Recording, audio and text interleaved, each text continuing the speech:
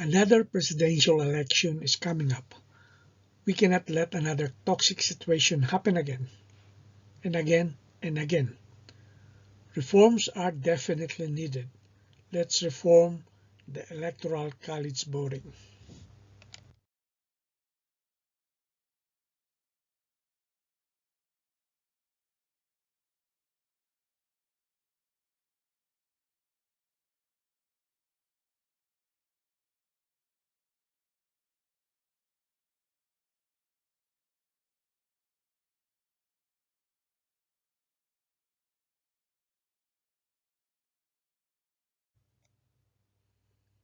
Democrat or Republican or Independent, we need some reforms.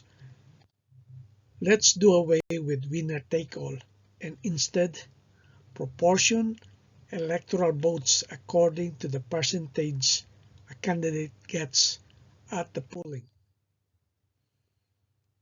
Winner take all, as we all know, the candidate who gets the highest number of votes, better known as the popular votes, gobbles up all electors allocated for the state going to the Electoral College. Case in point, in the 2020 elections, Democrat Joe Biden, who had over 11.1 million votes, which accounted for 63.5% of California's 17.4 million votes, got all 55 electoral votes under winner-take-all.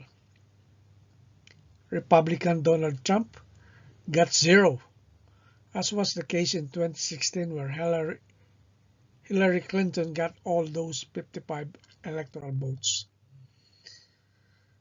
Trump had a little over 6.0 million votes, good for 34.3%, which should have been good for 19 electoral votes under PPS instead of zero. On the other hand, Libertarian candidate Joe Jorgensen had 1.1% of California's vote. With percentage proportion, election is fair where one's choice matters as every vote gets counted. Votes matter. With PPS, there is no room for disenfranchisement. Okay then, how does percentage proportion system work? We use the formula, as you can see here below. Okay, EB is equal to state vote over TB multiplied by AE, whereas you can see EB is equal to the electoral votes in the Electoral College, SB is the state votes, TB represents the total votes in the state, and AE allocated electors in the state. Okay, following the formula, we divide SD by TB, we get the percentage. Then we multiply that percentage by AE, which is the allocated electors in the state. Round the product to the nearest whole number, take out the percent sign, that's the EB, electoral votes. Well, you can see in the 2020 election, as mentioned earlier, Biden had 63% of the votes, equal to 35 electoral votes. He should not get the entire 55 electoral votes going to the college. That happens in winner-take-all. Trump had over 6 million votes, good for 19 electoral votes under the percentage proportion system. On the other hand, Libertarian candidate Joe Jorgensen had 1.1%, that should have been good for 1 electoral vote. Well, you can see there is some departure from the application of the PPS formula. States like Arizona, California, Kansas, Massachusetts, Utah, and West Virginia had some candidates where they got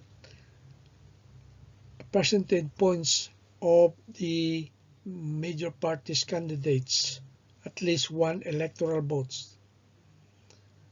Okay, we call that the stray votes, electoral vote differential. Okay, how do we account for that then?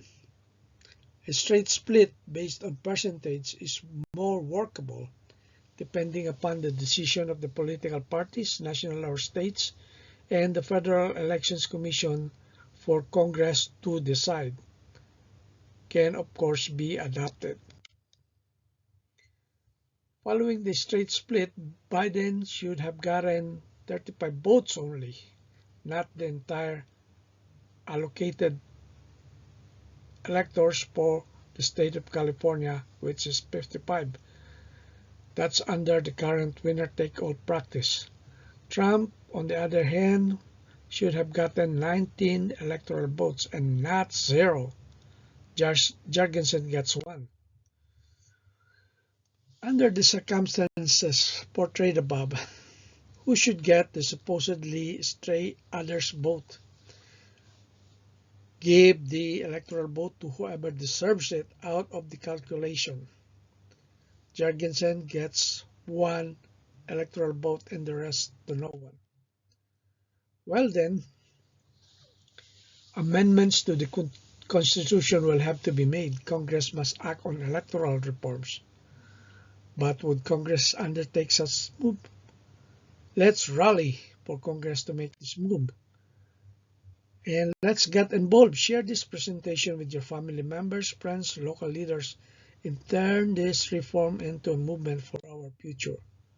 You can donate to Election Reforms for America movement, and you can get in touch with me. This is my website, and email me at these two email addresses or send me Twitters. Okay?